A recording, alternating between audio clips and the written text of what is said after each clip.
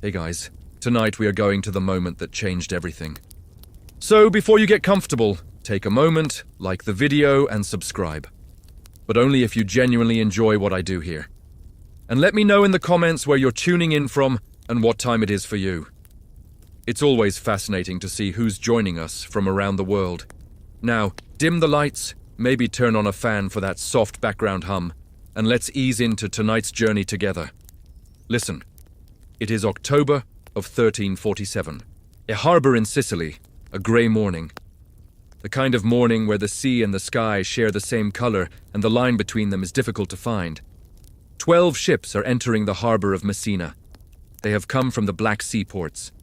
From Caffa, a Genoese trading colony on the Crimean Peninsula, a city that has just survived something so terrible that the survivors who escaped by sea are not entirely sure they actually survived. The harbor workers who approach the ships to begin the process of unloading notice something wrong before the ships have fully docked. The sailors on the decks are sick. Many of them are dead. Those who are still alive are covered in black swellings at their armpits and their groins.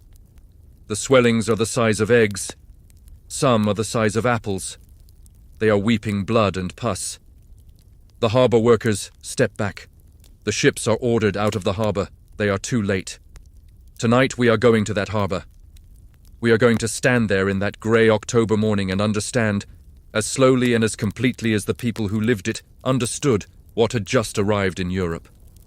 And then we are going to follow it, in through Sicily, through Italy, through France and England and Germany and Scandinavia. Through a continent that had no framework for understanding what was happening to it and no tools adequate to stopping it.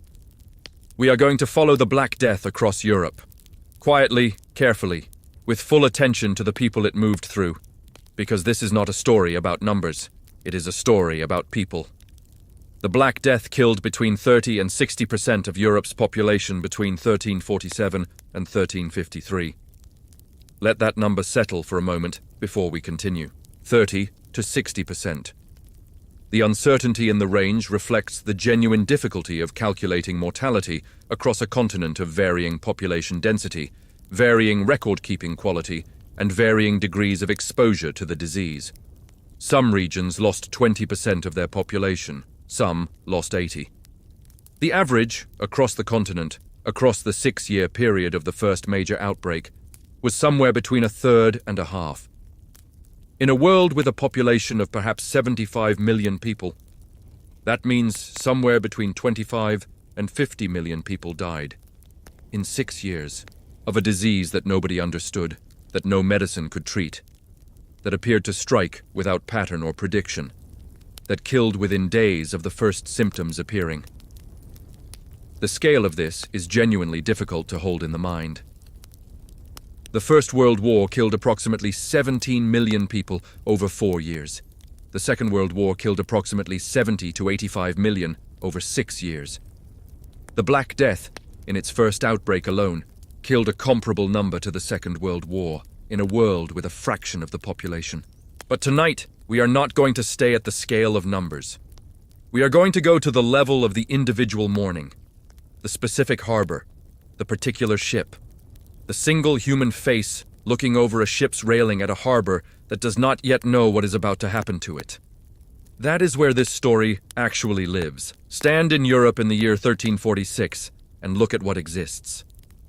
The continent is more prosperous than it has been for centuries.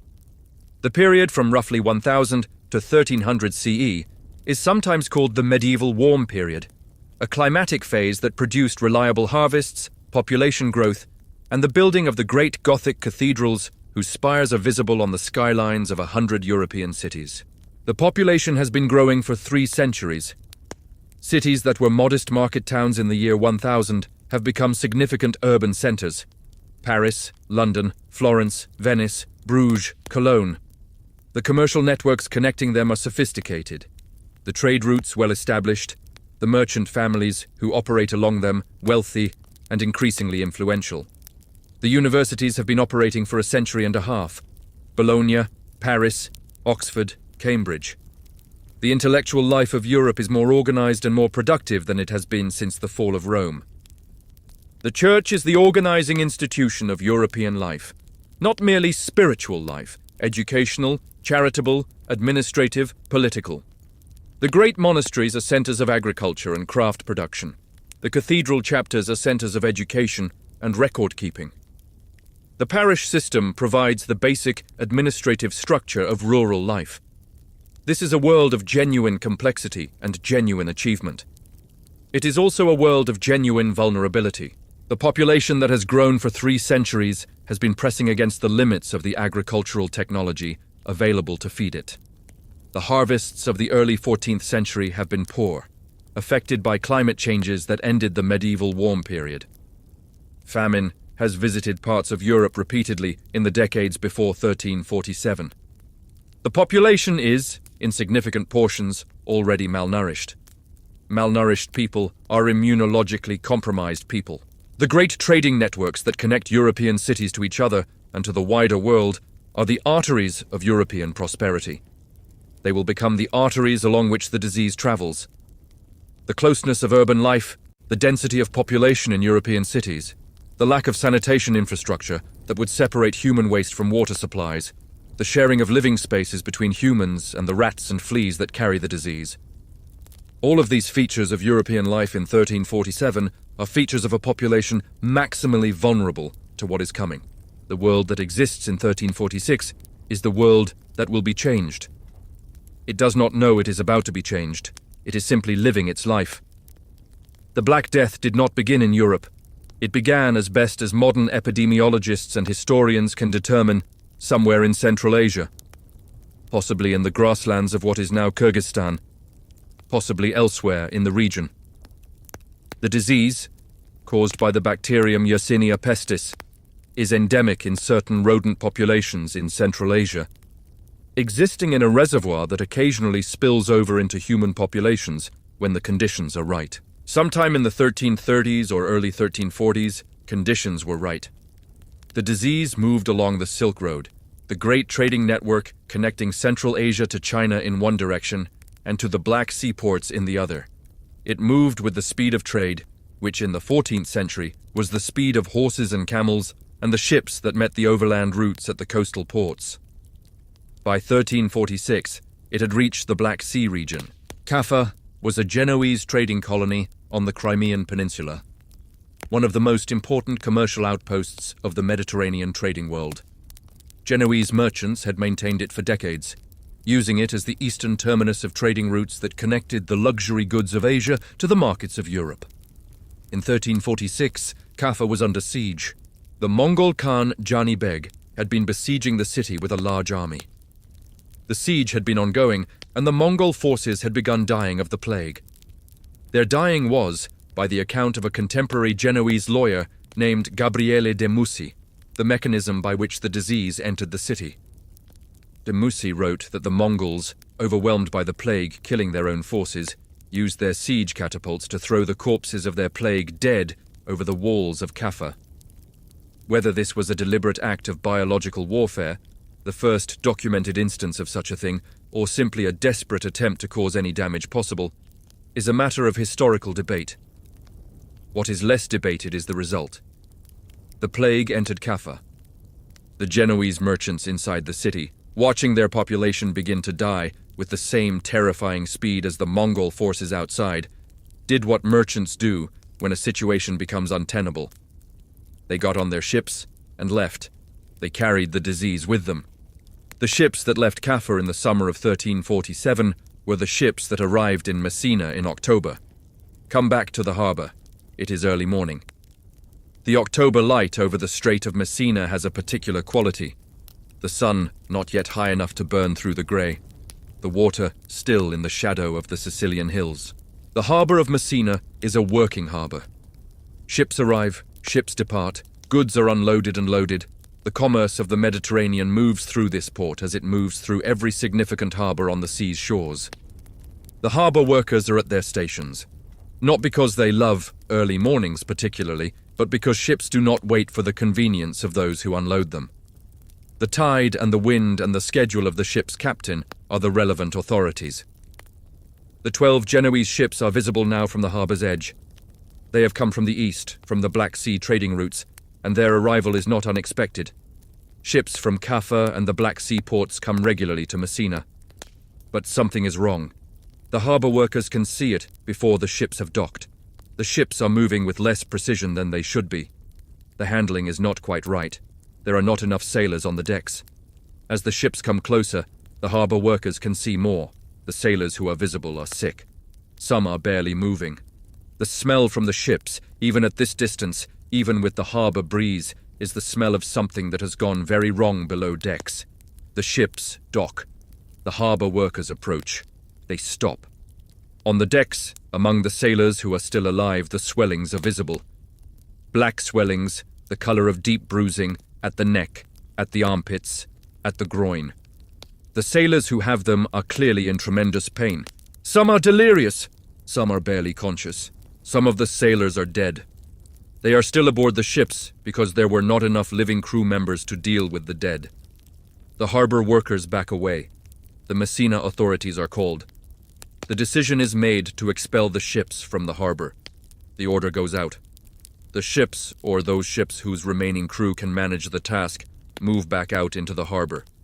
But the harbor workers who approached the ships have already been exposed. The rats that carried the infected fleas have already left the ships, as rats leave ships when ships come to port, traveling down the mooring ropes and along the docks into the city. The expulsion of the ships is the correct decision, made too late to matter. The plague is already in Messina. Before we follow the plague through Europe, we need to understand what it actually was. Bubonic plague, caused by the bacterium Yersinia pestis, was transmitted primarily by the bite of infected fleas. The fleas lived on rats and on other rodents. When the rat population in an area began dying from the disease, the fleas left the dead rats and sought new hosts. When no rodent hosts were available, they bit humans. The bacterium entered the human body through the flea bite and traveled to the nearest lymph node. There it multiplied rapidly, causing the lymph node to swell into the characteristic bubo that gave the disease its bubonic name. The buboes at the armpit, groin, and neck corresponded to the locations of the body's major lymph node clusters. The swelling was painful, extraordinarily painful. The buboes grew rapidly, sometimes to the size of a chicken's egg, sometimes larger, hot to the touch. The skin over them darkened by internal bleeding. As the infection progressed, the bacterium entered the bloodstream and spread throughout the body. The skin began to show dark patches from internal hemorrhaging, the black patches that would give the Black Death its name. The victim developed fever, chills, nausea, vomiting. In bubonic plague, roughly 30 to 60% of untreated victims died, typically within 3 to 5 days of the buboes appearing. But there was another form of the disease that was considerably more lethal. A pneumonic plague developed when Yersinia pestis infected the lungs. This could happen when a victim with septicemic plague, the bloodstream form of the disease, developed lung involvement, or it could be transmitted directly from person to person through respiratory droplets. Pneumonic plague killed virtually all of those who contracted it, typically within 2 days. It could be transmitted by breathing the same air as an infected person. No flea bite required. The two forms of the disease operated differently, but often together. In a city experiencing an outbreak, bubonic plague was spreading through the flea-rat-human pathway, while pneumonic plague was spreading directly between people.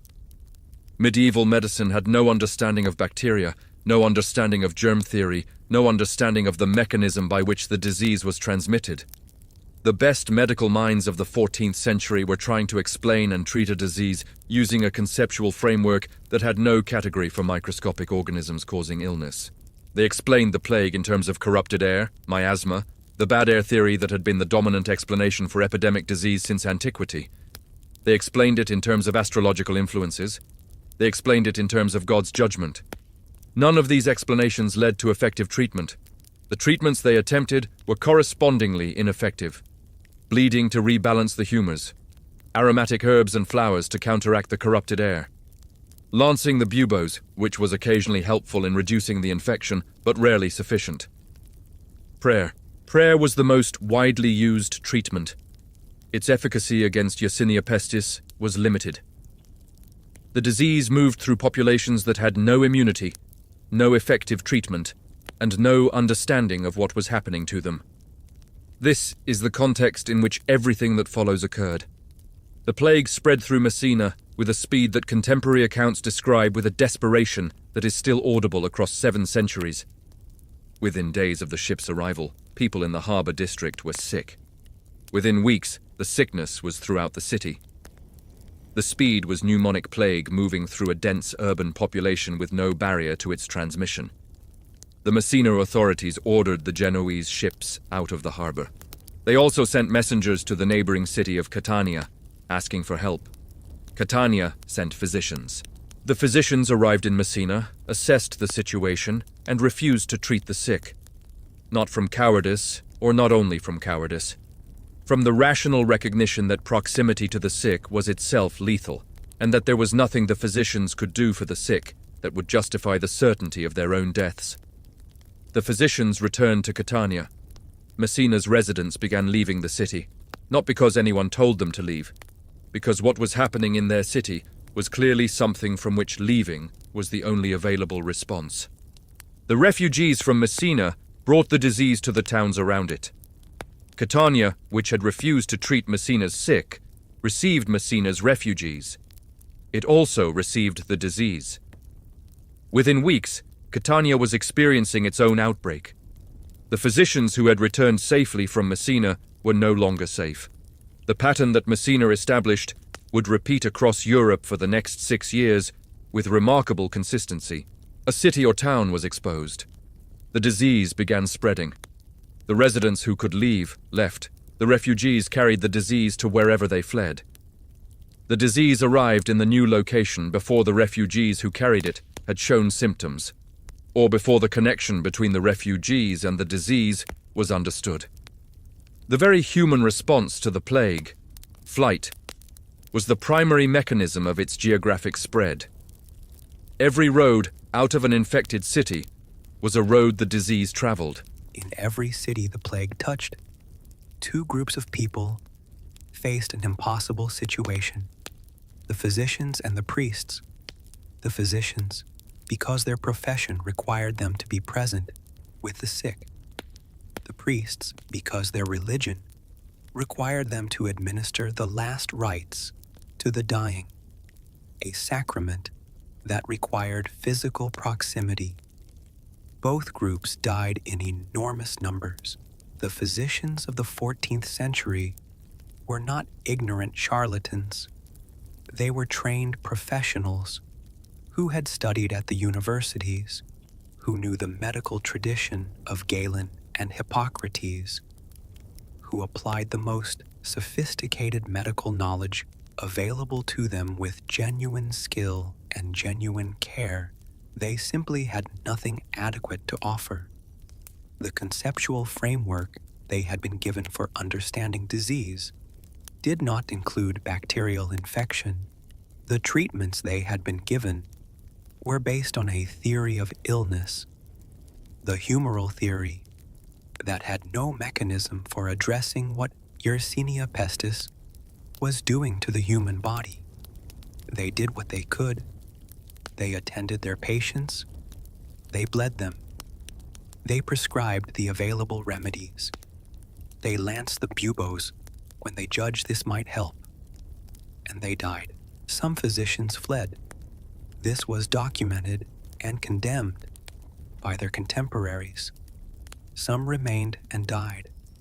The calculus of courage and self-preservation that each individual physician faced was genuinely terrible.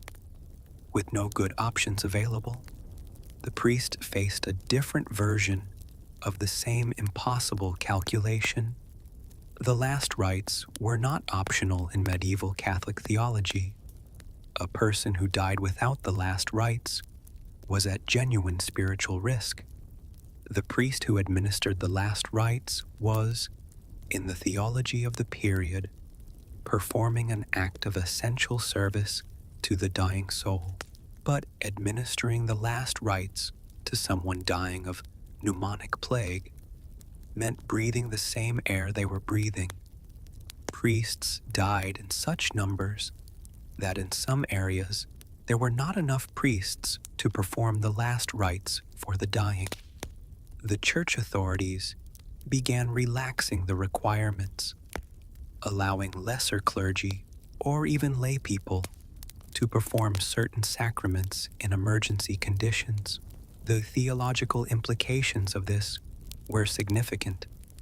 The institutional church was being forced to adapt its requirements to the reality of the catastrophe, a precedent that would have consequences for how the church's authority was understood.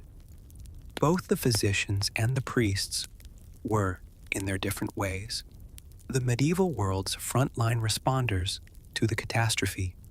Both were overwhelmed. Both died in proportions that their professions did not recover from quickly. Follow the disease north into Italy. By the spring of 1348, the plague has reached Florence. Florence in 1348 is one of the great cities of Europe, a banking center, a center of textile production, a city of perhaps 90,000 people, prosperous, sophisticated, culturally extraordinary. The city that will produce the Renaissance is, in 1348, already producing the conditions from which the Renaissance will grow. Giovanni Boccaccio is in Florence in 1348. He is 35 years old. He has already written some of his earlier works, but the great work that will make him immortal is still ahead of him. He will write it because of what he witnesses in Florence during the plague year. Boccaccio's introduction to the Decameron, written in the years immediately after the plague, is the most vivid and most cited contemporary account of the Black Death in Italy. It is worth understanding what he describes because he was there, he saw it, and he was a writer of sufficient skill to make what he saw available to us across 7 centuries. He describes the symptoms with clinical precision. The buboes appearing first in the groin and armpit, their rapid growth, the dark blotches on the skin, the speed of death. He describes the failure of medicine. The physicians, he writes, whether because the malady was not one which had formerly been seen, or because the physicians had not studied it, neither knew what it was, nor could they find its remedy. He describes the failure of ordinary social structures. People who were sick were abandoned by their neighbors, their friends, sometimes by their own families, not because medieval Florentines were unusually callous, but because proximity to the sick was death.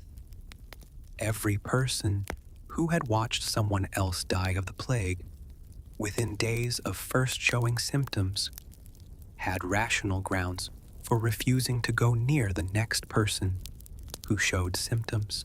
He describes the dying in the streets, people who had left their homes when they felt the first symptoms, knowing what was coming, and had died before they reached wherever they were going, their bodies remaining where they fell until someone collected them. He describes the scale of the dying. The churches were too small for the funerals. The graveyards were too small for the graves. Mass graves were dug. Bodies were layered in them, with a small covering of earth between each layer. Like lasagna, Boccaccio writes, in the most unexpectedly precise simile in medieval literature, Florence lost perhaps half its population in 1348. The city that would become the center of the Renaissance, the city of Dante and Petrarch, and eventually Leonardo and Michelangelo, was half empty. The survivors did not know what to do with the silence. Out of the catastrophe came one of the most vivid and most disturbing responses the medieval world produced. The flagellant movement, the theology, was straightforward. If that word can be applied to a theology of self-inflicted suffering, the plague was God's punishment for human sin. If the sin was great enough to deserve this punishment, ordinary prayer and fasting were insufficient. What was required was physical penance. pain voluntarily inflicted on the body in imitation of Christ's suffering, in sufficient quantity to demonstrate to God that the sinners understood the gravity of their transgression. The flagellants moved through Europe in organized groups, sometimes hundreds strong. They moved from town to town, performing their ritual publicly, in the town square or in the church, the ritual that gave them their name. They beat themselves with leather straps, with knotted ropes, with implements tipped with metal spikes. They beat their own backs until the blood ran.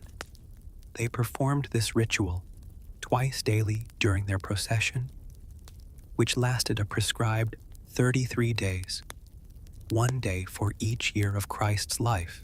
The processions were public events that drew enormous crowds. Contemporary accounts describe entire populations turning out to watch and to weep. The emotional power of the spectacle was real. People who were living in daily terror of the plague, who had watched family members and neighbors die with terrible speed, who had no explanation they could believe and no treatment they could trust, responded with genuine emotion to a ritual that at least offered an explanation. Sin, punishment, penance. The explanation was wrong, but it provided a framework within which the catastrophe could be experienced as meaningful rather than random, and meaning, even incorrect meaning, was something the survivors desperately needed. The church, initially tolerant of the flagellants, eventually condemned the movement. The reasons were partly theological, partly practical. The flagellant processions were becoming a source of disorder and of challenges to ecclesiastical authority. Some flagellant leaders were preaching that their own suffering had made them holier than the clergy, that they had no need of the church's sacraments. This the church could not allow. The flagellants were condemned, their leaders arrested and executed, the movement suppressed. But for the years of the plague's first wave, they moved through the landscape of dying Europe, their blood mixing with their tears, seeking through suffering an explanation for what was happening to them. The search for an explanation for the plague produced something uglier than flagellant processions. It produced the murder of Jews. The logic was the logic of accusation in crisis. The plague was striking everyone, but someone must have caused it. A cause that was deliberately inflicted by an identifiable enemy was less terrifying than a cause that was random and unstoppable. If someone had done this, it could in principle be stopped by stopping them. The accusation that spread through Europe in 1348 and 1349 was that the Jews had poisoned the wells, that they had deliberately introduced something into the water supplies of European cities to cause the plague. The accusation was false.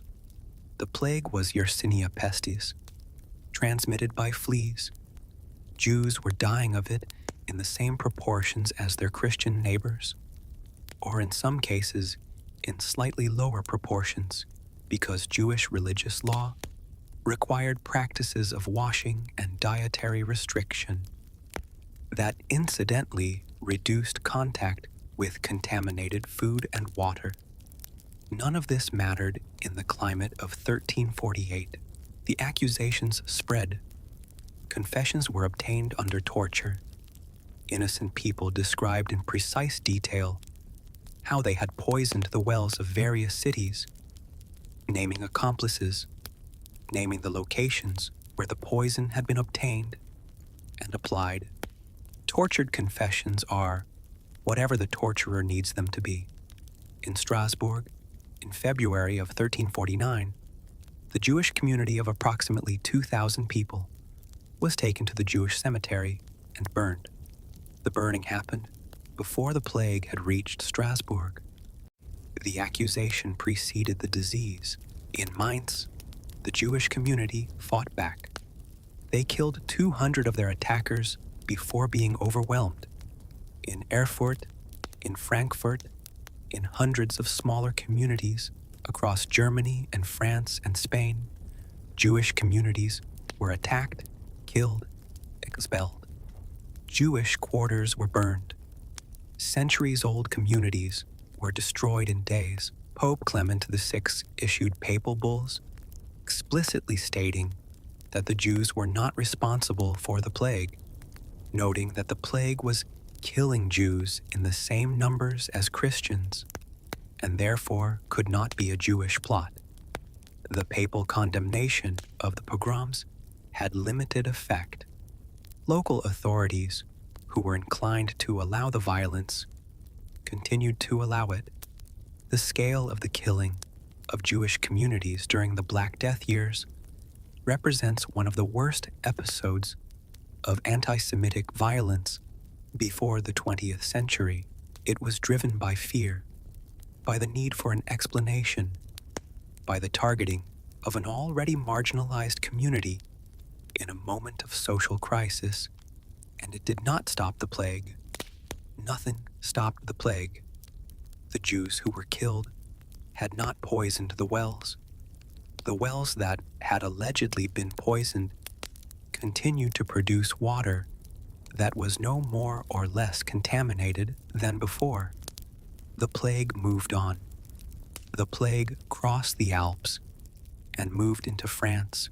By the summer of 1348, it had reached Paris, the city of approximately 200,000 people, the largest city in Northern Europe, the seat of the French royal court, the home of the University of Paris, which was the greatest center of theological and philosophical learning in the Latin world.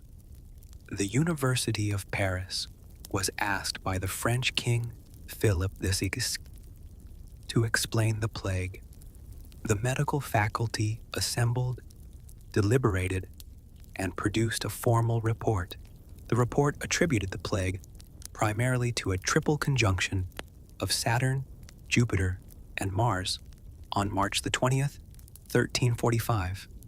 This astronomical event, they explained, had caused a great pestilence in the air.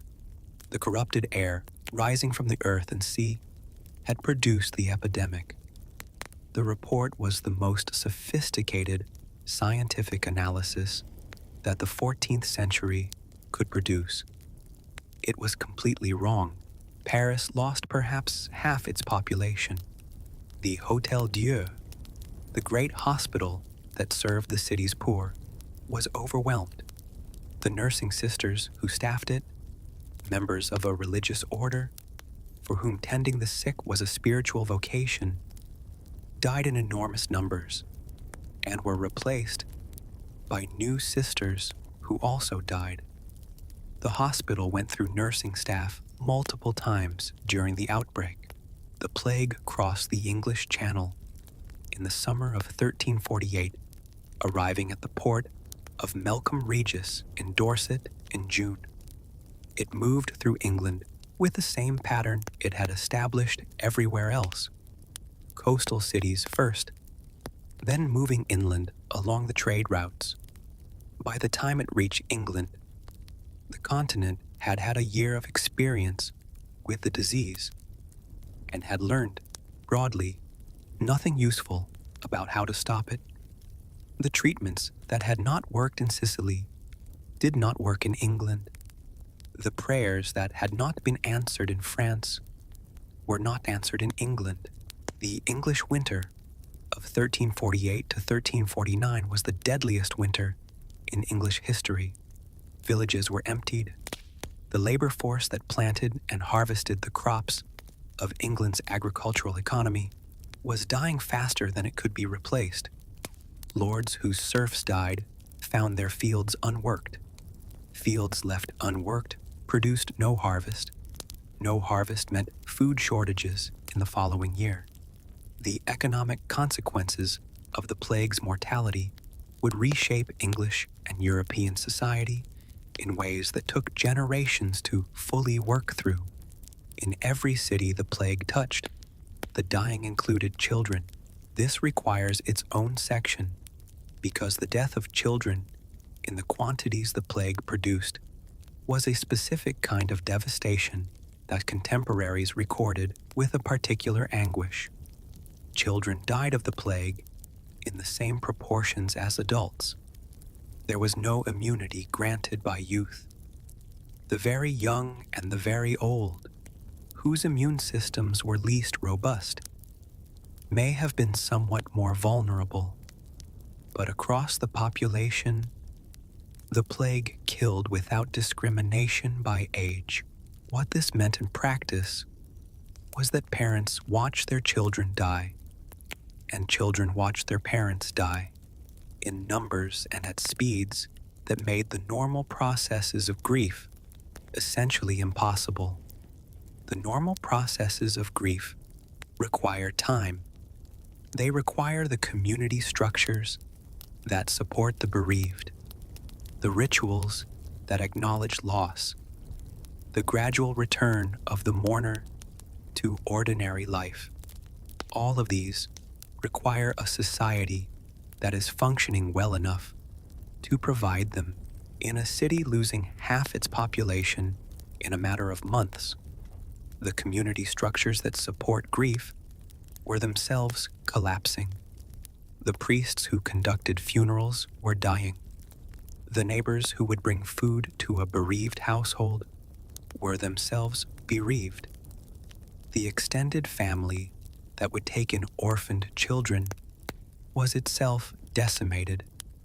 Boccaccio describes children wandering the streets of Florence, orphaned, without anyone to care for them. Contemporary accounts from other cities describe similar scenes. Children who had lost both parents, who had no surviving relatives, who were simply present in a city that no longer had the functional social structure to attend to them. The orphans of the Black Death represent a specific category of loss that the historical record addresses incompletely. We know they existed. We know their numbers were significant. What happened to them individually is, for the most part, unrecorded. Some were taken in by surviving relatives or neighbors. Some were taken in by religious institutions. Some survived alone in ways that the record does not describe.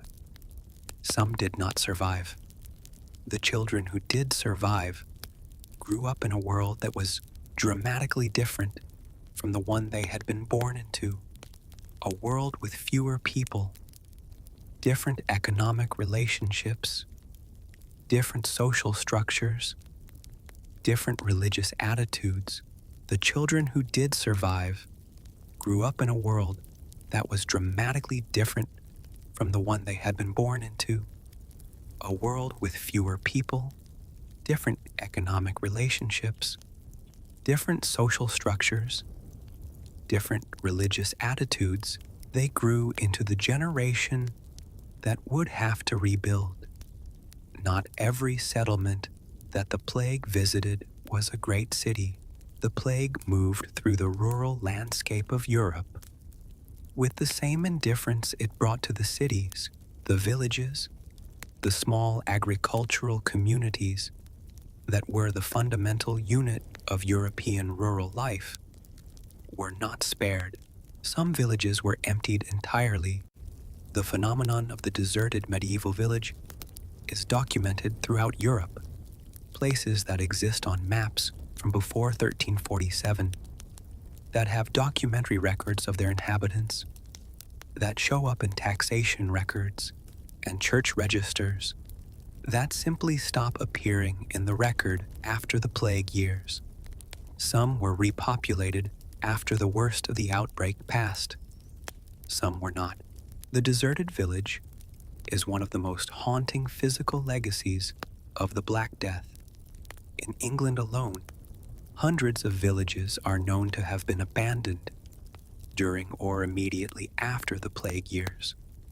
Some of their sites are visible as earthwork ridges and depressions in agricultural land, the outlines of houses and streets preserved in the grass. Walk across one of these sites. On a quiet autumn evening, the grass grows over what were once walls. The depression that was once a street is barely visible in the right angle of light.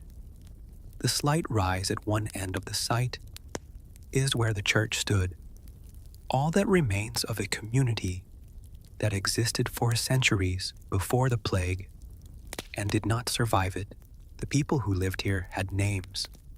They had families, disputes, histories, the accumulated knowledge of generations of farming this specific land in this specific climate.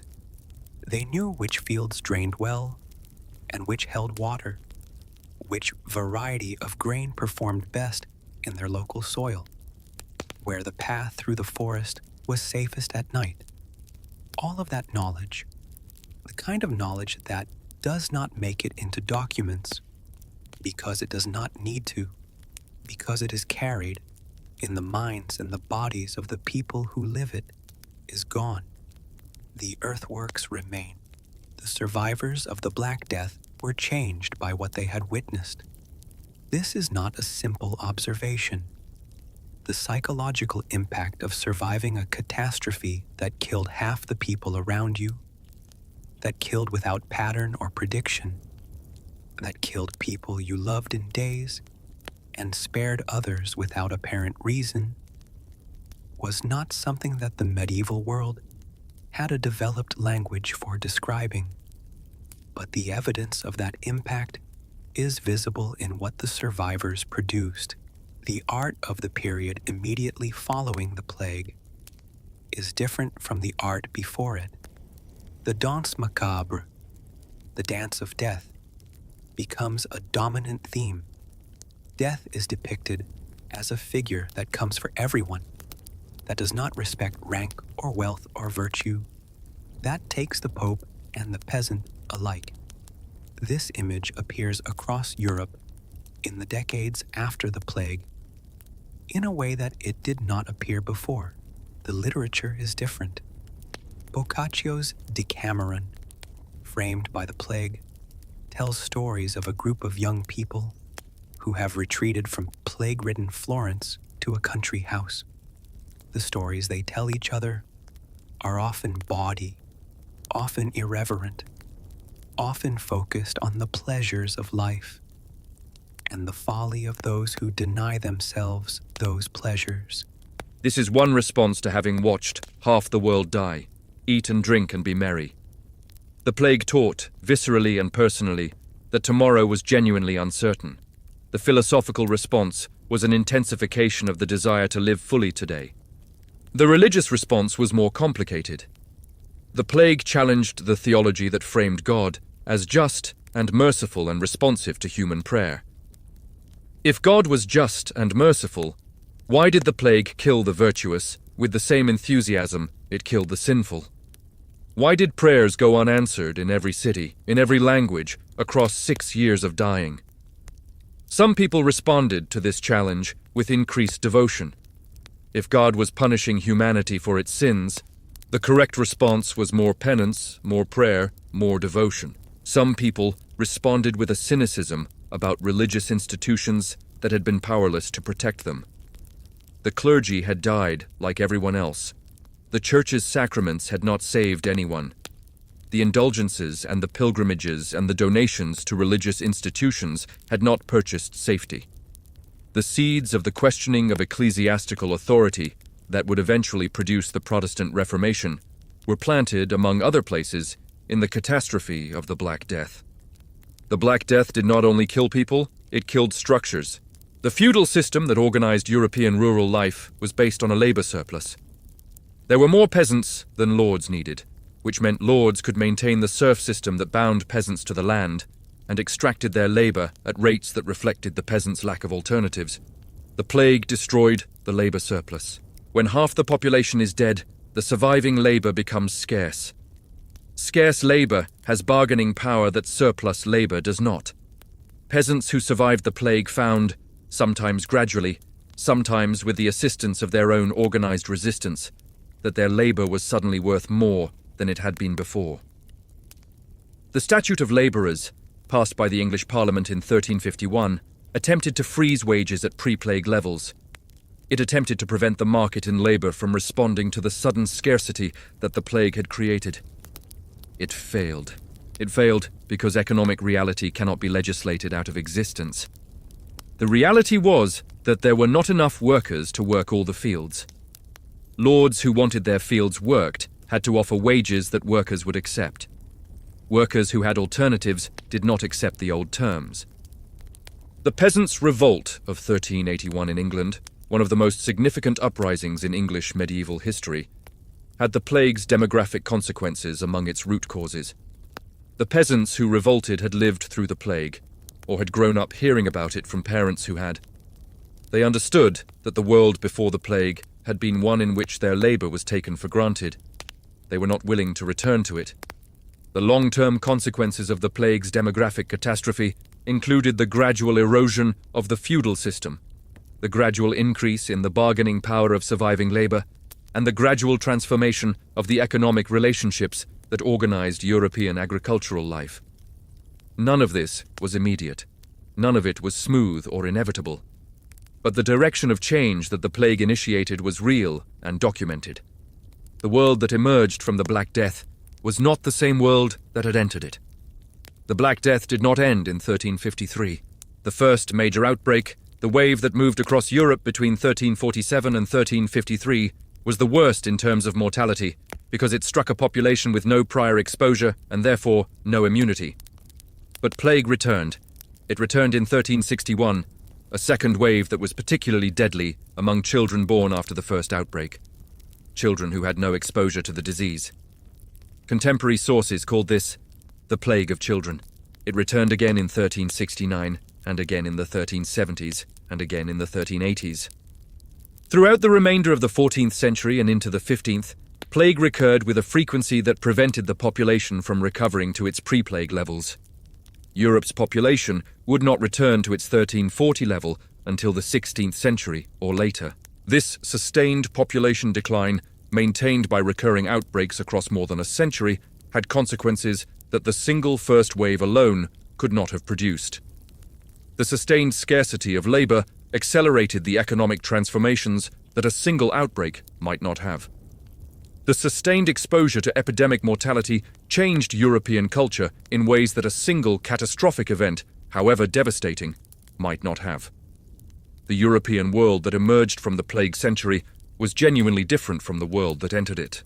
Different in its demography, different in its economics, different in its religious culture, different in its relationship with death, which became more publicly acknowledged, more artistically central, more personally immediate than it had been in the relatively prosperous and growing world of the 13th century.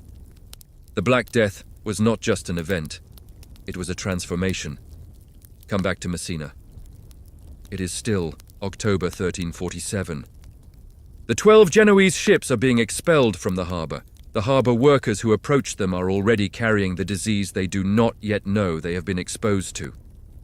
The ships, those of them still capable of movement, sail away from Messina. They will go to other ports, carrying what they carry. The disease that does not know it is a disease, that does not know it is changing history, that does not know anything at all. It is simply a bacterium doing what bacteria do, replicating, spreading, finding new hosts. In the harbour of Messina, the grey October morning is continuing to become a grey October day. The light is not changing dramatically. The sea is the same sea it was an hour ago, but something has changed that cannot be unchanged. The harbour workers who approach the ships are walking back toward the city. They feel perhaps slightly unwell. Nothing specific. The kind of slight unwellness that can be attributed to the cold morning air, to a poor night's sleep, to the unsettling experience of seeing dying sailors on a ship from the east. Nothing that requires attention yet. They go about their day. By the time they feel genuinely sick, by the time the swelling begins at the armpit or the groin, by the time the fever comes, and the dark blotches appear on the skin, they will have been through the city for days. They will have been to the market, they will have been home, they will have encountered their neighbors, their families, the people they see every day in the ordinary business of an ordinary life in a harbor city. And the fleas that traveled from the ship to the harbor will have found the rats of Messina, and from the rats will find the houses, and from the houses will find the people. This is how it works. Not dramatically. Not in a single moment of obvious catastrophe. In the quiet accumulation of ordinary encounters. In the unremarkable movements of people going about their lives. In the invisible transactions between organisms too small to see. The harbor is quiet now. The ships are gone. The city behind the harbor does not know what has arrived. It will know soon. Stand in a European city in the year 1353. The first major wave of the Black Death is subsiding. Not because anyone has found a treatment, not because anyone has understood what caused it. Simply because the disease has moved through the available population, and the population that has not died has some degree of survival that the dead did not. The city around you is quieter than it was in 1346. There are fewer people in the streets. The market has fewer stalls because there are fewer merchants to run them. The church is fuller than the market, relatively speaking, because the survivors have turned to the church with an intensity that the deaths of so many priests and the failure of so many prayers has not, in the end, diminished. The houses that stand empty on certain streets have not been torn down. They stand as they were left when their inhabitants died or fled. Some of them still contain the belongings of those inhabitants, the personal objects of people who did not have time to pack them. The survivors are rebuilding, not dramatically, not with the speed that dramatic narratives prefer. Slowly, unevenly, one day at a time, the way that all genuine recovery happens. A baker opens his bakery again because people still need bread. A merchant begins trading again because trade has not stopped being necessary. A farmer plants his fields again because the alternative is starvation. The ordinary business of life reasserts itself against the evidence that it can be destroyed. This is one of the most important things about the Black Death. Not just the destruction it caused, the persistence that followed it. The people who survived did not stop being people. They continued to want what people want: connection, meaning, a reason to get up in the morning and do what needs to be done.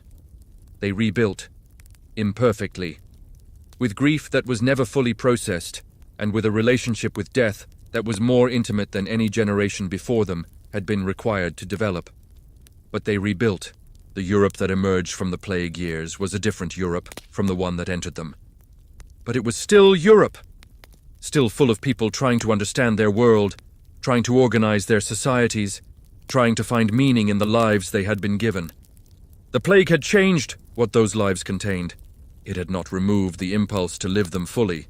We remember the Black Death tonight because it deserves to be remembered with full attention. Not as a data point in demographic history, not as a backdrop to the stories of kings and wars, but as the experience it was for the people who lived through it. The harbor worker in Messina who approached a Genoese ship on a grey October morning. The physician in Florence who stayed with his patients. The priest who administered last rites, knowing what the proximity might cost him. The mother in a village somewhere in Germany who watched her children die, and then survived to plant the next spring's crops alone. These are the people the Black Death happened to. They deserved better than what October 1347 brought them. The least we can offer them across 7 centuries is our attention, which is what tonight was for. If this journey has given you something to carry with you into the quiet before sleep, there is a subscribe button below that I would genuinely appreciate you using. And tell me in the comments, what piece of this story stayed with you? What moment in the long history of the Black Death do you find yourself wanting to understand more deeply? Because the conversation about what happened to Europe in those 6 years is a conversation that illuminates something essential about what human beings are and what human societies do when the worst arrives. The harbor is quiet. The ships are gone. The morning continues, as mornings do.